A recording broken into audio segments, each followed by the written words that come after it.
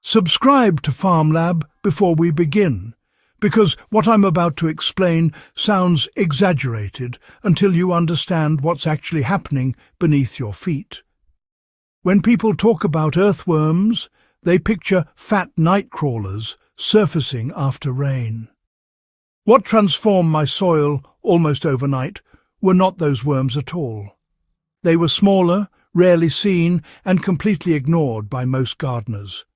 Yet, historically, these invisible earthworms have done more soil work than any shovel ever could. Why the most powerful soil engineers are the ones you never see? Most earthworm discussions focus on surface dwellers, the ones that leave castings on lawns. Those worms matter, but they are not the main drivers of soil structure. The real transformation comes from endogeeic and enchytrade worms, species that live entirely within the soil profile and almost never surface. Farmers centuries ago didn't name them, but they understood their effect.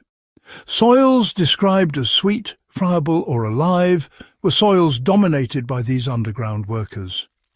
When they were present, crops rooted deeper and fields held moisture longer. What makes these worms invisible and why gardeners overlook them?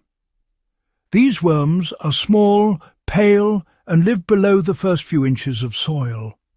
Some are thread-thin, others are short and translucent. You can dig an entire bed and never notice them unless you know what to look for. Because they do not leave obvious surface signs, gardeners assume they are absent. In reality, they are either thriving or missing entirely, and the difference shows up in soil behavior, not worm sightings. How these worms change soil structure faster than compost ever could. Invisible earthworms do not simply eat organic matter. They move soil continuously. As they burrow horizontally and vertically, they create microchannels that allow air, water and roots to penetrate compacted layers. Their castings are not left on the surface where nutrients wash away. They are deposited directly in the root zone. This means plants access nutrients immediately, not months later. Historically, this is why certain fields improved rapidly once biological balance was restored. You know, folks often wonder why the transformation seems to happen overnight. The truth is, it's not that worms suddenly appear out of nowhere. What actually happens is, once the conditions are just right, their activity really picks up speed. Soil that was once hard and compacted can become crumbly in just a few days. Water starts soaking in better after only one rain, and roots are able to push down deeper with hardly any resistance. To someone watching, it can look almost magical, even dramatic.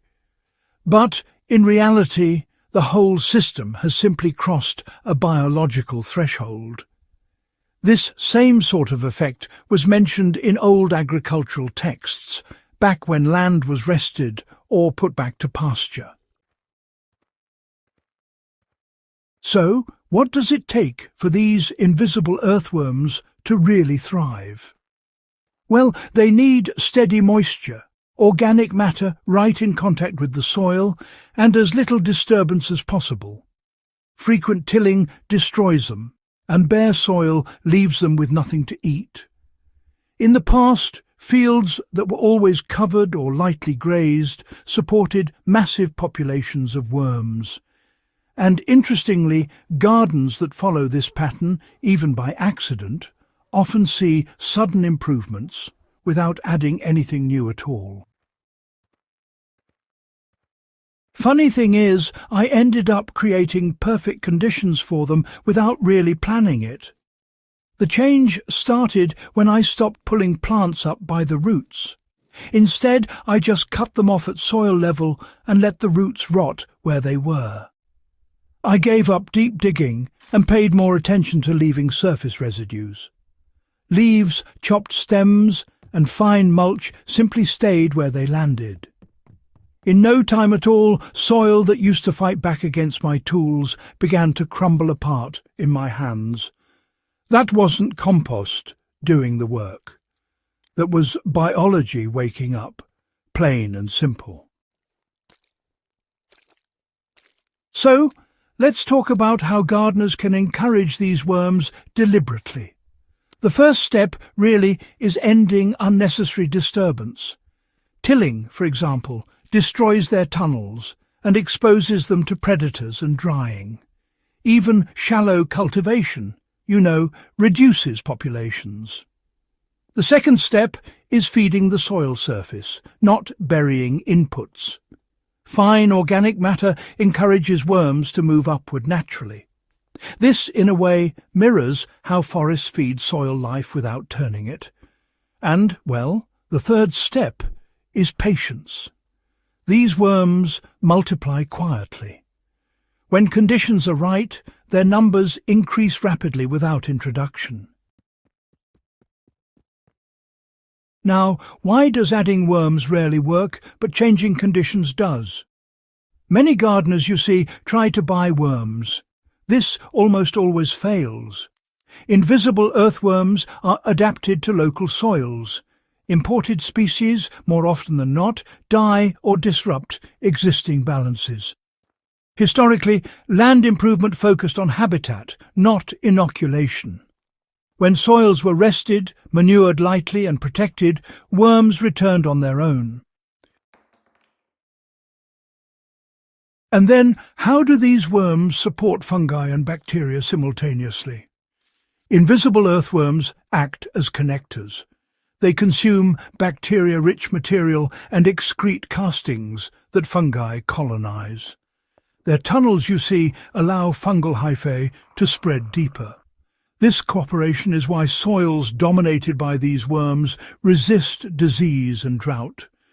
It is not about one organism. It is about networks. Now, why did survivalists and traditional farmers, always value worm-rich soil so highly? Well, in tough survival situations, your fertilizer supply runs out pretty quickly. But worm-driven fertility, that just keeps going. Fields full of soil life, they keep producing even if you neglect them for a while. That's why the old farming wisdom focused on how the soil smelled, its texture and its resilience, rather than just looking at nutrient numbers. Worms, really, were the sign that things were right. So, what mistakes actually prevent these worms from ever coming back? Constant clean-up, leaving the soil bare, using chemical salts, and digging too aggressively, all of these things suppress worm populations. Even actions meant to help can honestly set recovery back by years. The quickest way to lose your worms is to chase after instant results. Now, what can you realistically expect once the worms get established? The soil will darken all on its own. Compaction, it just sort of fades away. Your plants will root deeper and, they'll need less water. Instead of yields that spike and then crash, things become much more stable. The change is quiet, but over time it really adds up. So, if you value the hidden mechanics of soil more than just surface-level tricks, do subscribe to FarmLab and share this guide with anyone who's feeling frustrated by lifeless dirt. The most powerful soil workers are already there. You just have to stop driving them away.